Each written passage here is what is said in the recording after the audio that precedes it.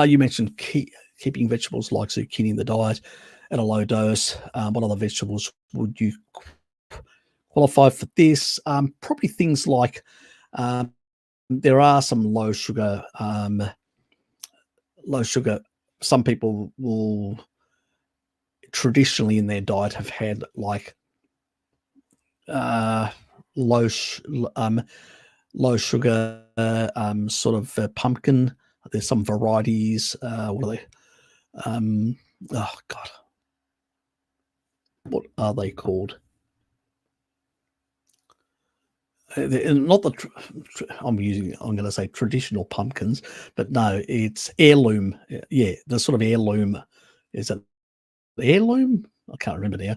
I think something like that. Probably not saying the right thing, but the sort of these rare type of varieties that tend to have far less, produce a bit more fiber type and less glucose or starch in them type. Not the sweet pumpkins, but the other ones. So that's one, and the other thing is so that. Bit of kosh lettuce, not a lot because you don't want too much fiber inhibiting absorption of other nutrients.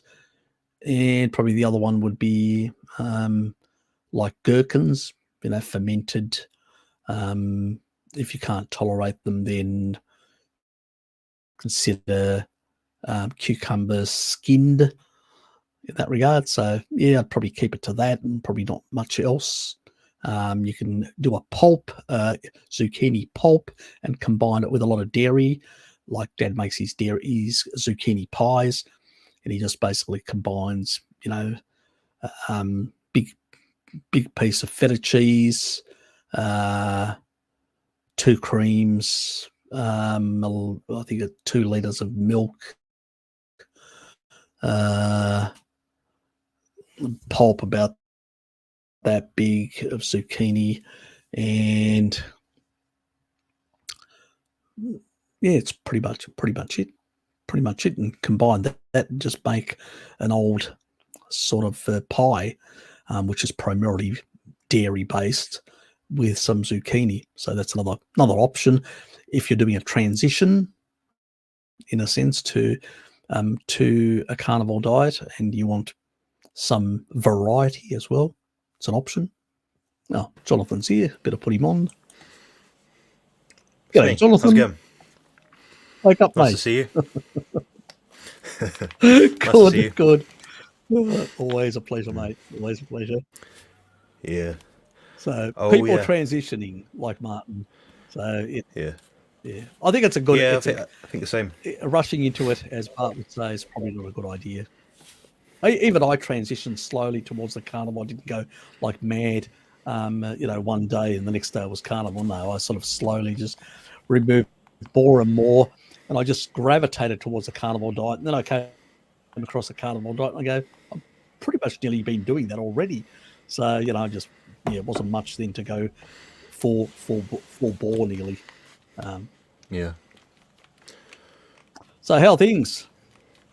Yeah, not bad. I had a little gym session. Did my little workout. Used lots of machines and tried not to hurt myself. All good.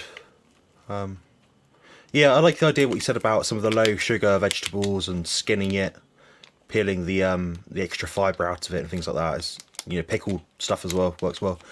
I'd probably do the same. Something I like to do sometimes, I think might be similar, is do the pickles, the sauerkraut. Cucumber occasionally, if I'm like at a little party and it's there, I might have some cucumber. It's not the worst thing to eat. I mean, like a few little coin slices. Well, Dad buys maybe some spring onions, not too bad. Have you seen those little Lebanese cucumbers? The tiny ones. The little Lebanese cucumbers? Yeah, we have those, yeah. Yeah, the tiny ones. He usually buys the thin ones, the little thin ones, and they're usually in the. It's like they make it similar to the gherkin. They're all fermented and all that, and they're little things like that. And it's just like it's why not? I know that some people, most people can tolerate things like that. They're not going to be a big problem. and Yeah. it's a nice low carb sort of transition food to sort of combine to help people Yeah. sort of do that transition without having too many problems.